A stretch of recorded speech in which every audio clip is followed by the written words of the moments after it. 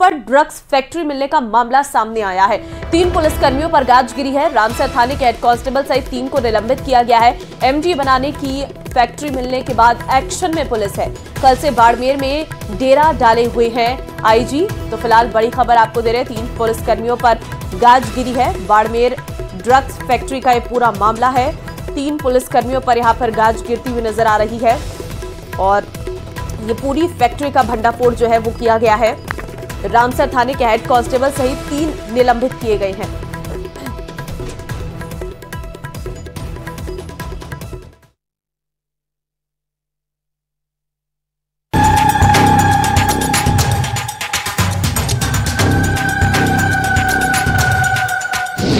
Bharat Pak border पर अवैध धंधा, बीच गांव में एमडी ड्रग्स की फैक्ट्री, लाखों की मशीनें और सुनसान मकान। फैक्ट्री के 3 किलोमीटर तक नहीं कोई घर।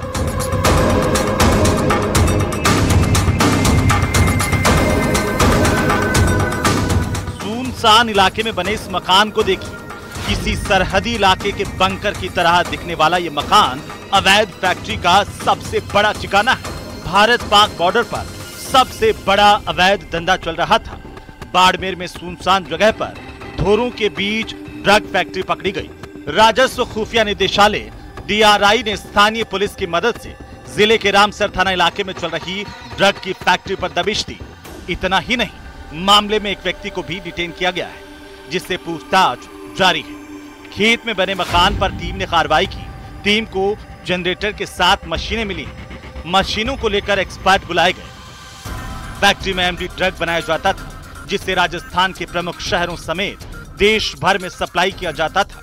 हालांकि एमडी के अलावा भी किसी अन्य ड्रग का निर्माण यहां किया जाता था।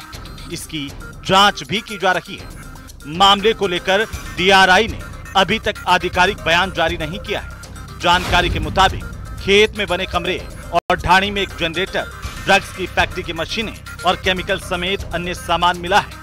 फैक्ट्री सुनसान इलाके में चल रही थी।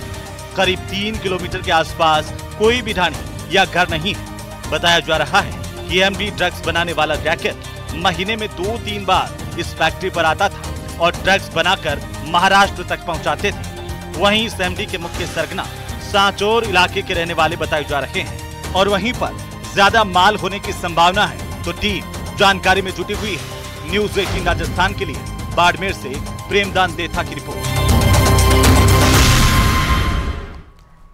और अब बस्ती से बड़ी खबर आपको देंगे, जहां पर ढूंढ नदी में डूबे 2 युवक। एसडीआरएफ और पुलिस मौके पर पहुंची है। एक युवक का शव जो है वो पानी से निकाल लिया गया है बाहर।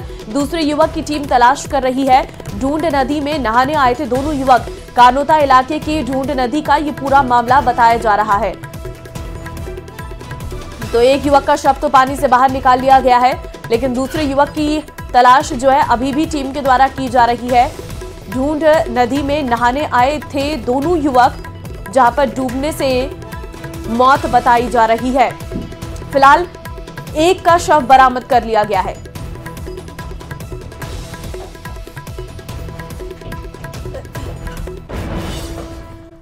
और चलिए, एक्ट्रेस मलाइका अरोड़ा के पिता की संदिग्ध हालत में मौत हो गई है। जी हां, बांद्रा में छठे माले से गिरने से उनकी मौत बताई जा रही है। पुलिस के मुताबिक ये मामला सुसाइड का है। तो पुलिस इस मामले को लेकर ये कह रही है कि यह मामला खुदकुशी का लग रहा है। पिता की मौत के बाद घर पर रिश्तेदारों के पहुंचने का सिलसिला शुरू हो गया है।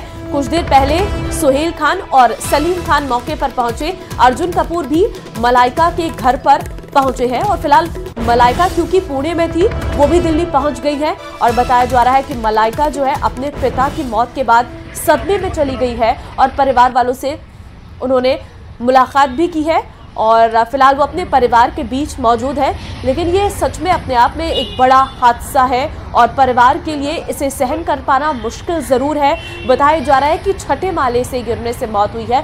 बांद्रा में उनका घर है और इस दौरान छठे माले से वो गिर गए और वहीं पर गिरने से उनकी मौत हो गई है। अब ये पूरा मामला सुसाइड का है या फिर गिरे हैं, इस एंगल से अब जांच जो है वो पुलिस की ओर से की जा रही है। हालांकि बताया जा रहा था कि मलाइका के पिता जो है पिछले दिनों बीमार भी चल रहे थे और घर पर कोई मौजूद नहीं था, ये भी जानकारी सामने आ रही है, क्योंकि मलाइका जो है वो पुणे में थी और अपने परिवार से दूर थी और जैसे ही उन्हें इस घटना के बारे में जानकारी लगी तो वो फौरन मुंबई पहुंच गई है और बताया जा रहा है कि मलाइका जो है कुछ भी कहने और सुनने की स्थिति में इस वक्त नहीं है।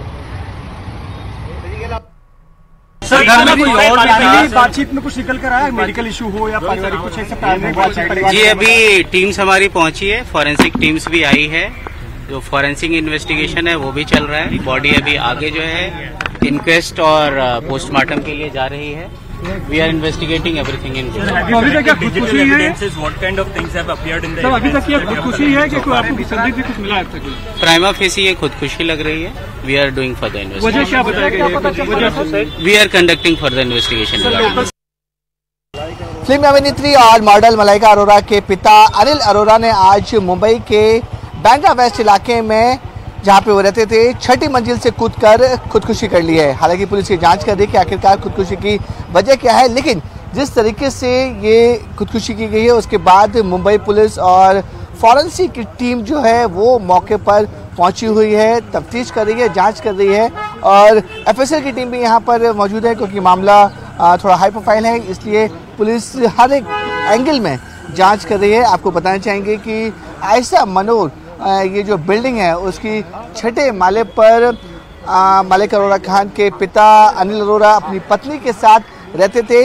आज सुबह 9 बजे के आसपास अनिल अरोरा टेरेस पे गए और टेरेस पे जाने के बाद वो टेरेस से कूदकर उन्होंने अपनी जान दे दी है।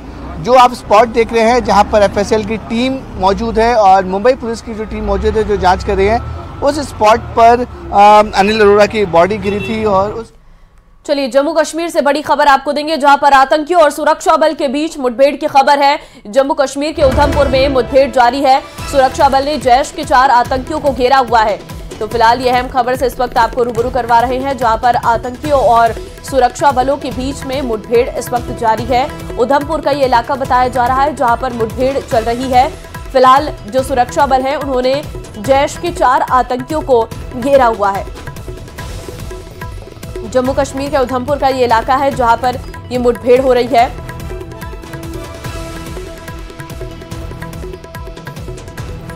जैश के 4 आतंकियों को घेरा हुआ है। सुरक्षा बल ने जैश के 4 आतंकियों को घेरा है। फिलहाल जो सुरक्षा बल हैं वो पूरी तरीके से अलर्ट बताए जा रहे हैं। बाड़मेर जिले के धोरीमन्ना की रहने वाली पेम्पो पिछले 4 साल से दक्षिण कोरिया में रह रही है। एक सब्जी बेचने वाली की बेटी पेम्पो न सिर्फ देश बल्कि बाड़मेर जिले का नाम भी रोशन कर रही है। बेटी की सफलता पर माता पिता को नाज है। हाल ही में पेम्पो उस वक्त चर्चा में आ गई जब उन्होंने कोरिया में सीएम वजूलाल और कोरिया के अधिकारियों को एक दूसरे का प्रस्ताव ट्रांसलेट कर समझाया।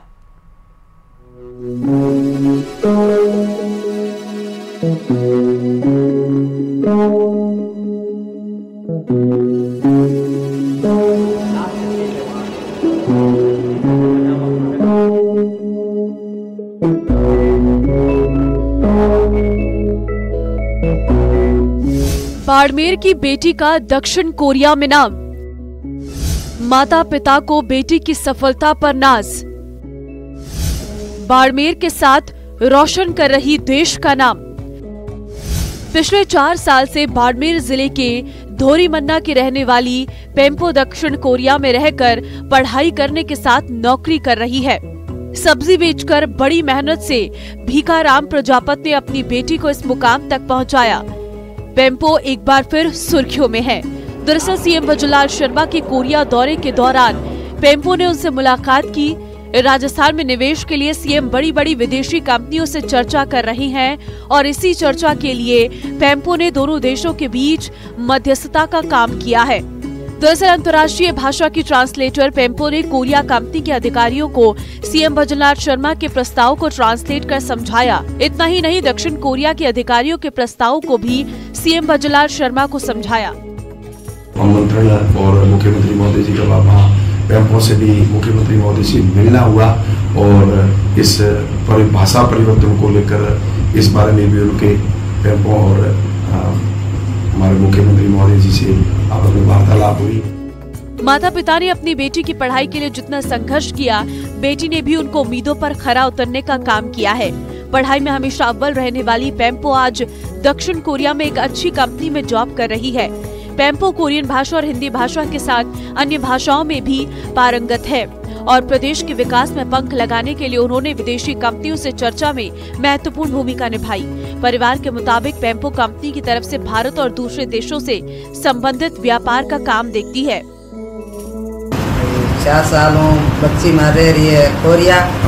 बहुत बड़ी खुशी है माने और सब परिवार को और हमारे को। पेम्पो की शिक्षा की बात करें तो उन्होंने शुरुआती शिक्षा आदर्श विद्या भारती धोरीमन्ना से की है।